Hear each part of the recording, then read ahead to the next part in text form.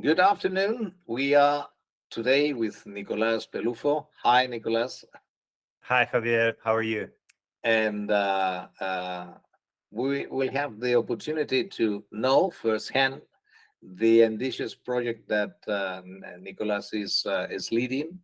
So the before talking about the your startup, I would like you to share with the TravelThink audience your background. What you have been doing in your professional past life that have led you to this present moment, to this current moment. Well, thank you for the time and for the opportunity, Javier. Yeah, I think this is a great first question. So I spent my whole life in hospitality. Started developing a small luxury property with my family and another family in Brazil. So I was the developer, the operator, owner operator for 12 years full time. During that time, I've also was the co-founder and president of a luxury hotel association in Brazil. I was on the board of Relais Chateau in France. I was the delegate for Relais Chateau for all of South America. So I've done a few different things during that time. We grew at a astonishing pace during those 12 first years of the business, and I eventually just wanted something that would challenge me. I wanted to do something different. I started a course in Harvard called OPM, Owner Present Management. There, I fell in love with technology. So my first tech company was born. It was a company for K to 5, so kids between 6 and 10 years old, to develop digital games and assessment platform for them. So that company, we took it for 10 years. Um, so after 3 years full time, we closed an agreement actually with a Spanish company, a Spanish publisher, that prevented us from selling the technology to anyone else. So at that time, I got an invitation from another business school classmate to join their private equity fund, Polo Capital. I started as a consultant, eventually became CEO of two portfolio companies. It was a turnaround situation. It was super interesting. Had a hotel in the middle of a mixed use and a residential development as well, pretty large scale project. Moved to the States, joined a local family office with another business school classmate. We did private equity, venture capital, some real estate as well. Spent over a year looking into hospitality investments during the COVID times. And a year and a half ago, it was time for me to do something of my own again.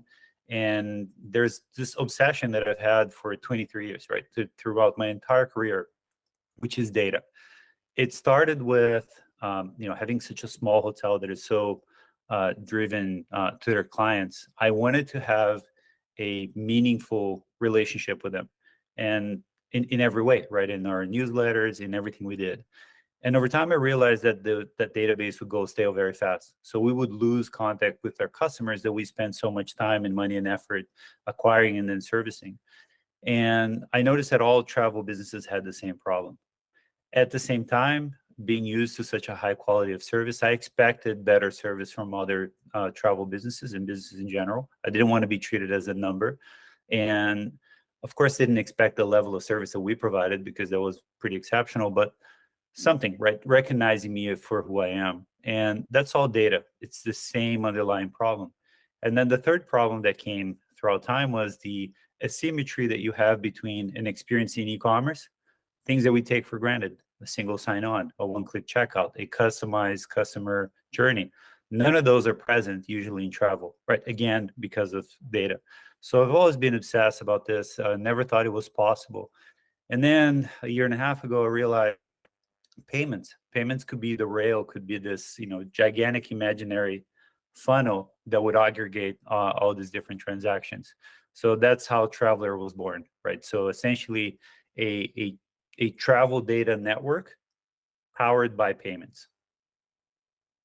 Well, it's quite an impressive background, and with an additional advantage because not many startup founders have been previously on the side of the venture capital. So you know both sides of the playfield, and can and I guess it's easier for you to tailor make the your presentations to the investors. So can you elaborate a little bit more about the problem you are solving with your technology or with your company? It's not just technology; it's a whole value proposition. Yeah. So in order for us to, essentially what we're trying to do is build a new digital infrastructure for travel commerce, right? There's e-commerce and there's what I call e-commerce. And this is a very long vision. We needed to start somewhere, and we needed somewhere that we had some sort of competitive advantage, find something, a smaller problem that no one else was looking into. And that is hotel commissions for travel agencies, right? Essentially, there are two different models for travel agencies to buy hotels. One is the net rate model, right? That's not what we're looking into. The other one is commissionable rates, which don't hurt hotels, ADRs, RevPARs, et cetera, et cetera. And it's the most prevalent in the high end, especially in the US and other markets like that. What happens today is a travel agency not being a merchant, right, not being a party of the transaction, they get client's credit card, send it to the booking engine as payment information. Then the hotel receives that token, sends it to their payment processor. So now you have two platforms, two steps, two different people. And then they get the money back. Once the client leaves the property, they start a commission settlement process, which is identification, reconciliation, invoicing, and payment. All manual or mostly manual. Even if they use a third party to help them with that, it's still mostly manual. So the result of those three separate steps, three different teams, is over 20% of those commissions are never ever paid. We're talking about $100 billion of hotel room nights that are booked by travel agencies like that, and 20% plus never ever get paid. The part that does get paid takes about 3 months to get paid. More often than not, through a check in the mail, as if we were still in the 80s. And the part that's really hard to put into numbers is the amount of effort that both sides go through, pushing paper to each other, send an invoice, this is wrong, your item number is incorrect, blah, blah, blah, the difference between what was booked and what actually happened on property, all that stuff, right? So we looked into the market and saw, okay, who else in a different industry has solved this in a very efficient way?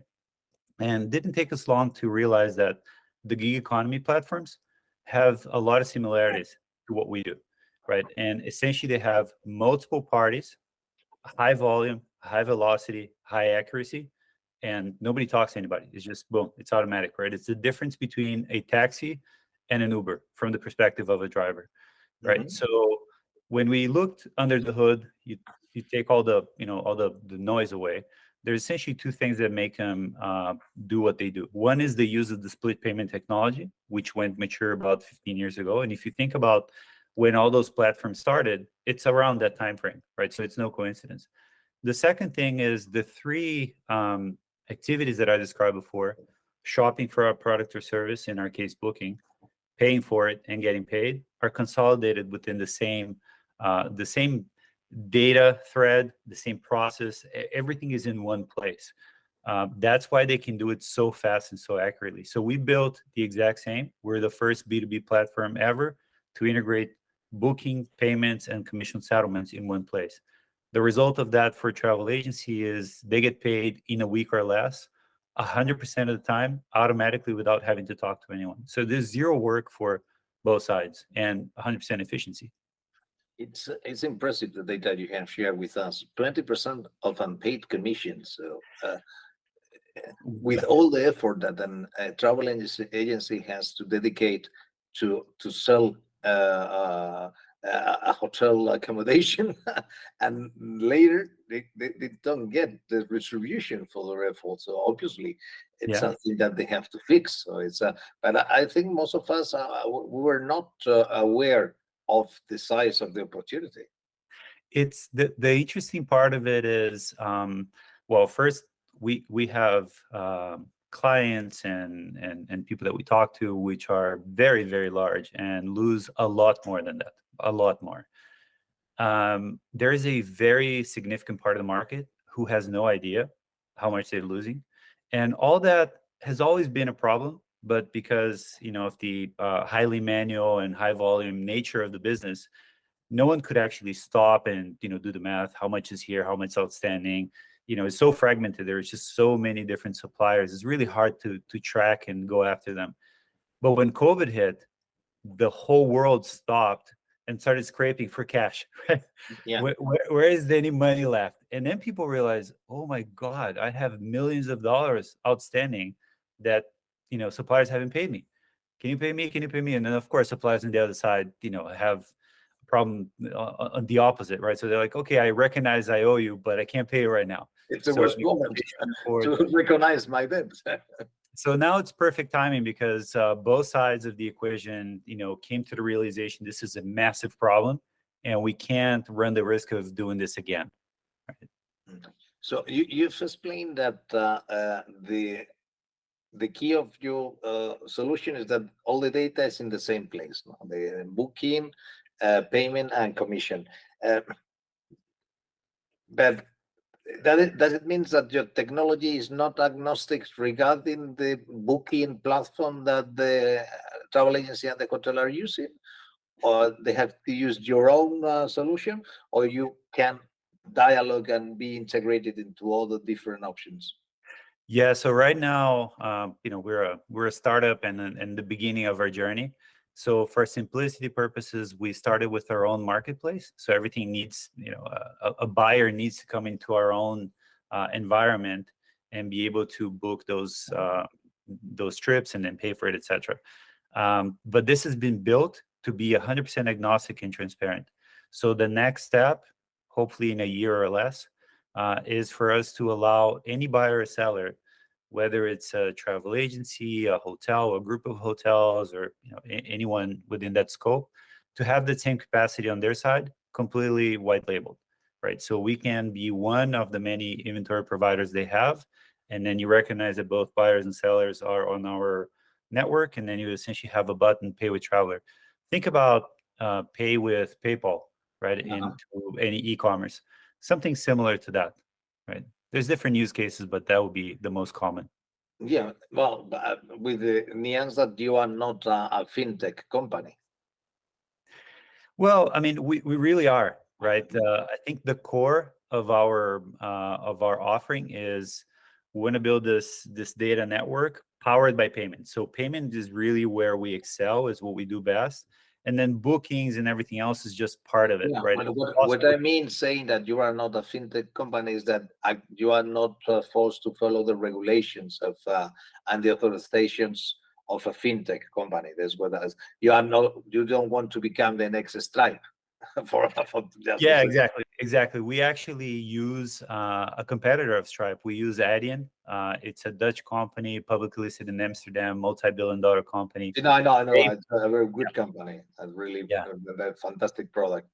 Yeah. So they handle all the payments, all the PCI compliance, the different geographies and all that. That's on their side. So we needed someone. What I meant is that, as you perfectly know, they cover several different verticals. Travel is only one of them. So the role that it seems to be your main role is to be capable to bring light into the relationship between hotels and travel agencies, providing a solution using also the technology of other third parties specialized on that field. So you don't have to, as we say in Spanish, you don't have to reinvent the wheel every day. So what is important is to understand that there is a very simple and efficient solution to, similar to what in the now we talk about GDS or the CRS in the airline world, and nobody is paying attention to the bank settlement planning, the VSP liquidation. We take it all for granted. 50, 60 years ago, that was not for granted. And so it's more or less the same idea. So independent hotels with a direct relationship with travel agencies not using bed banks, etc., that have this direct relationship, obviously need a simple and reliable and not costly relationship. So what I mean is, at the end, you have mentioned the word marketplace. So on the one hand, you have to syndicate hotels, and the other hand, you have to syndicate travel agencies, and and explain to them the added value that you are providing to both of them in the marketplace, where actually you are not competing, which is another great advantage. You're a marketplace in which you don't have any kind of bias. You are Exactly. just there simply to help them to improve the relationship, saving cost. Exactly. We're not a party of the transaction. We're just a tech company that facilitates that. So, and I think the biggest value proposition there is really what you said. We piggyback on a lot of existing technologies, and we've partnered with the best because they already are great at what they do. There is no chance we're going to be better than them, and that's not really our point. Our point is to orchestrate that. Travel is very peculiar in so many ways, right? And it's extremely complex as a result. So I think what we bring to the table is understanding those different complexities, talking to people, understanding the parts that we don't know, because of course we don't know everything, far from it, but making sense of it all. And then, okay, we have this technology, we have that platform, and with this business logic, we can solve your problem. We're not a silver bullet. We don't resolve everyone's problems, but I think we take care of a big chunk of the market in a very logical, easy, very cheap, and transparent way. And probably when you are based in the States, in many cases, you don't actually pay attention so much to the issues of international payments, because most of the traffic in the States remains in the States. So it's so huge, the market itself.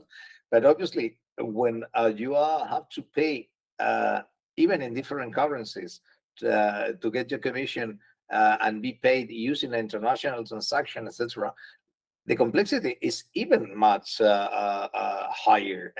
And these kind of solutions, uh, especially if, okay, it's a 3-night stay, at my commission could be $300. Oof. If I have to deploy time to and then have the right conditions with my bank or with the finance institution not to charge, and commission on my commission to receive the money, and also I have to talk with someone which is probably not speaking the same language as I am speaking, and probably the tax regulation is different to the one that I have. So instead of going to an automatic transaction in which all the data, there is withdrawal, there is no withdrawal, depending on the legislation, etc., all is already inside the transactions once you have joined the marketplace. So you don't have to try to evaluate each time if in the commission should be deducted the local tax depending on where the hotel is or not. So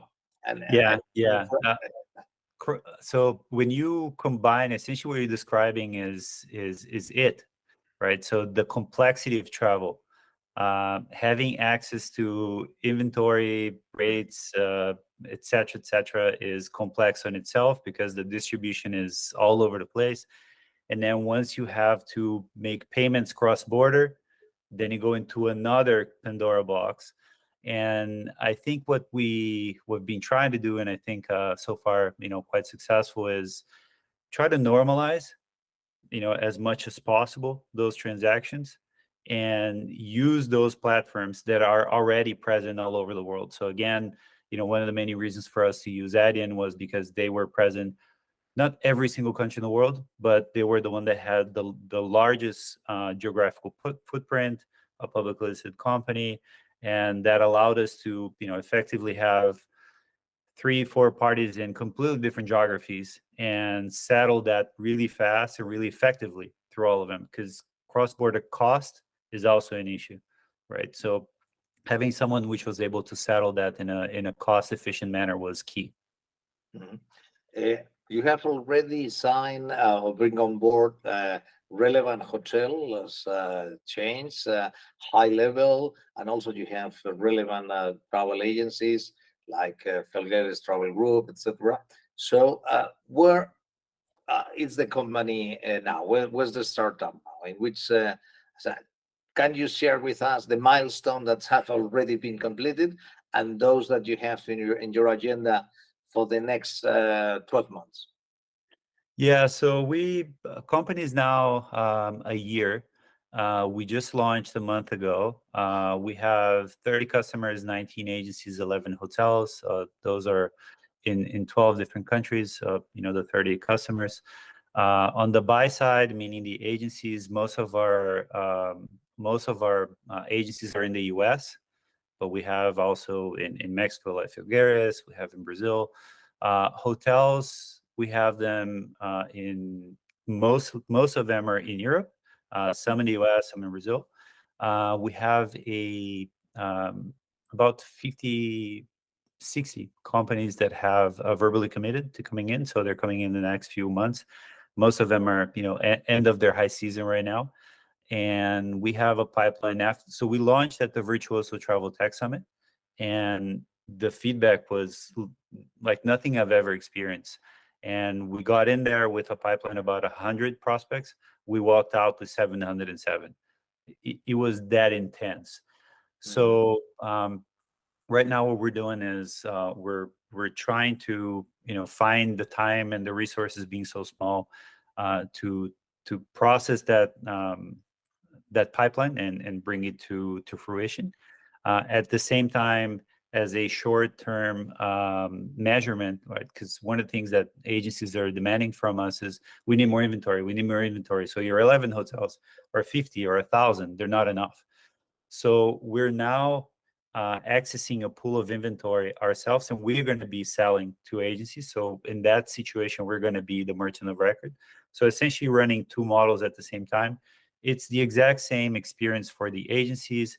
They buy the same way, they get paid the same way, everything is the same, but it's completely transparent when they're buying directly from the supplier and when they're buying from us, right? That way, within a month or two, we're going to have over 100,000 hotels on the platform very fast. And of course, the objective is to, over time, convert those that are coming through us to be direct, because that's really the model that we're seeking. We're not seeking to be anything else. And I think that's short term. That's where we're spending the majority of our time. There is a lot of demand for integration with back office from agencies, so we're starting to work on that as well. And again, by next year, being able to launch the product that we extend our capability to everyone else, because every medium to large size agency wants to have us provide that capability of the split payment on their environment. Regarding the integration with the back office, I guess one of the problems that you face is that there are no clear standards of the technology in the back office. What I mean is that there are many different solutions. So it's not like the PMS with the hotels that you actually can say there are 6, 7 large PMS worldwide. So if you are capable to develop an API to talk with that PMS, you are covering a large percentage of hotels. In the case of travel agencies, I guess it's a little bit more complicated for you. It is because of the global aspect, but on the flip side, because we have a very large concentration in the US essentially has maybe 3 big players. So that makes things a lot easier for us. Also, the integration with the back office of an agency is extremely simple when compared to integrating with a channel manager, a CRS, a PMS. It's a two-way integration, but it's mostly one way. It's mostly from us to them. And the data of that transaction needs to be pushed into the system. So they record it's a closed transaction, which always makes things easier. What I mean, there is no cancellation, notifications. So you just inform about the commission once the commission is due and the right amount. So the worst part of this kind of integrations, for instance, with the bookings, is when there are modification, cancellations, etc. So when you go one side to the other, sharing information several times. So at the end of the day, you don't actually know which is the last updated information on your site. So in this case, it's more like sending the locator of the booking to the internal system with all the financial data and to be integrated into their own back office at the end, accountants' systems. Exactly. It's very useful for them as well because they eliminate as well another manual process. 100%, 100%, and the quality of the data is different too, because one of the many issues that happens from a from a commission settlement perspective, and that unfolds into other things, is the difference between what was originally booked and what actually happened on property, right? And the PMS is the ultimate source of truth. And the travel agent or operator, whoever made the booking, they can't know, because there's usually the PMS doesn't send that information back up, right? So you see one thing, what actually happened is something else, and then there's a discussion. Our system, we allow the hotel to update that before checkout. So they can say this customer is staying longer, staying shorter, they upgraded, they had a discount, simple reasons. This is what actually is the net of that process. And you see every step of the way, everything that happens in real time. So you know exactly what was going on, right? That mitigates a lot of the problems. And again, we provide that information in real time to whoever we're integrated with, and very granular. What would be the main barriers that you have found in order to?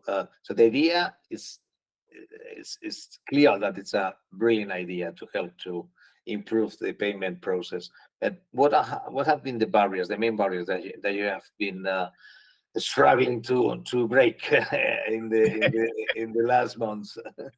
I wish there were none.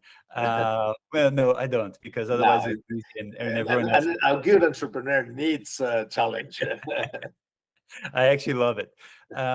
So I think the main challenges are there's a change of habit, right? There's a cultural change. So on the hotel side, there is a change of how the money flows, right? And being comfortable with that, and not having the need of controlling every little thing, right? I've heard many times, but this is our money. It's like, no, it's not your money. It's their commission. They work for it. Every other industry, if you think about it today, hotels spend millions of dollars trying to acquire and convert a travel agent's business, right? And then after they get it, all they give him is a hope certificate. The travel agent gets nothing, right? That's the only industry in the world, or one of the few, where that happens. So that money is actually already belongs to them. So changing the flow and the mentality about it is one thing. I think we're all, regardless of the industry where we're at, we're all extremely busy. So finding time on people's schedule, and then having them being present mentally there, because it's a different different proposition, I think is a challenge. And then of course critical mass, right? There's always the egg and chicken problem. So every buyer wants to know what's for sale on the shelf. Every seller wants to know who's buying and how many of them are there. So it's just part of the That's process. why you have now two business models running at the same time. Yeah, Correct. because the sometimes the urgent doesn't give time for the important. So the main business model is clear, so it's direct relationship. But obviously, if you only have 20 hotels, probably you will have a lot of problems in order to bring on board distributors, agencies. Let's say, okay, you cannot solve me the problem just for 20 hotels. So that's I will not dedicate my time and my efforts and teach my personnel to use this solution if you are just solving a small part of my problem. So like we always said, no, geographical footprint, mass scale, which is always difficult for a startup when it's beginning, but at the end, it's what makes sense as well. The idea of the permanent growth, etc. How do you see the company at the end of 2024? How do you envision the situation of the company? Well, at that point, we expect to have about 400 direct hotels. At that point, I think we're going to have multiple portfolio deals. So essentially, I think of everything in terms of crawl, walk, run, right? And run is when we're able to have a direct agreement with Marriott, for example. Once we get into airlines, that we can get the direct agreement with United, American, Lufthansa, whoever. But right now, we're going one-to-one, right? So our focus right now are family-owned, medium to small luxury hotels in Europe or in the States. And we are already onboarding our first portfolios, 6, 11.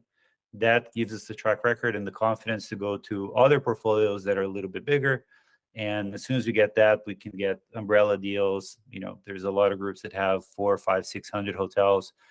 That's going to give us the ability to go into the big 4, 5, 10. And then from there, grow into other verticals. But those other verticals are a few years away. Right now, the sole focus is on hotels. So if all the recommendation for all the hoteliers that are watching this interview is that they should evaluate a new alternative in order to deal with these independent travel agencies and make their product more attractive and easy to operate in terms of commission, and that your company is a good solution for that. Yeah, I think it's the best way to attract and convert travel agency business in the most cost-effective way and stand out in the market. Okay, Nicolas, thanks a lot for your time and for opening our eyes to, let's say, not one of the sexiest part of the business, but a real one. Yes. So, and also we have to thank you for not talking about AI or metaverse. AI. So Or it's almost NFTs. possible to have a conversation around travel without someone talking about the importance of AI, metaverse, and well, machine learning is now old. Nobody wants to talk about machine learning and this kind of things. But or 3D solution. No, your solution is much more on the ground, but at the end it solves a real problem, an economic problem that affects the and on the side of the agencies, as you have explained, they are not precisely in the situation, an economic situation, to allow their commissions, 20% of their commission to go away. Exactly. So you have to fight for every euro, especially if you have gained that euro with your effort. So if you have completed a sale with one of your clients with your recommendations, so I think it's fair that all the actors in the added value chain get the fair retribution. And so that's why don't feel ashamed of having this kind of not sexy startup, because most probably will be a very successful startup. Yeah, and I would ask to all the AI enthusiasts, and I'm one of them, of course, is what data are they going to use to run all that AI, right? So without data, with there's no no data, AI. no way, no.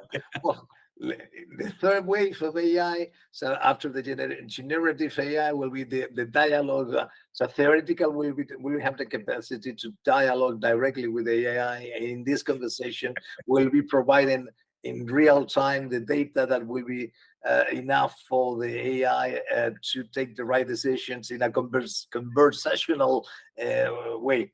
But for the time being, the truth is that in many cases, when we are traveling, we have to enter our data with our passport data 3 times, our credit card data 4 times, and in some cases, write it manually. So yeah, and then after you do all that, the next time we transact with that same company, they're going to ask you for exactly the same. So I think I will be a little bit more worried about solving these frictions in the process than trying to apply AI to inspire me in the booking process. So I agree. I will appreciate that they get all this burden that we have been suffering for the last 50 years. Okay, Nicolas, thanks again, and all the best. Javier, thank you so much. This is an amazing opportunity. Thank you.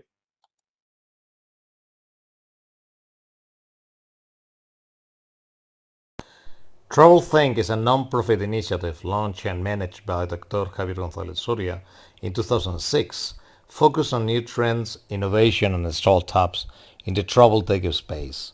thousands of professionals receive the TravelThink news, where travel top leaders and entrepreneurs share their insights and reflections.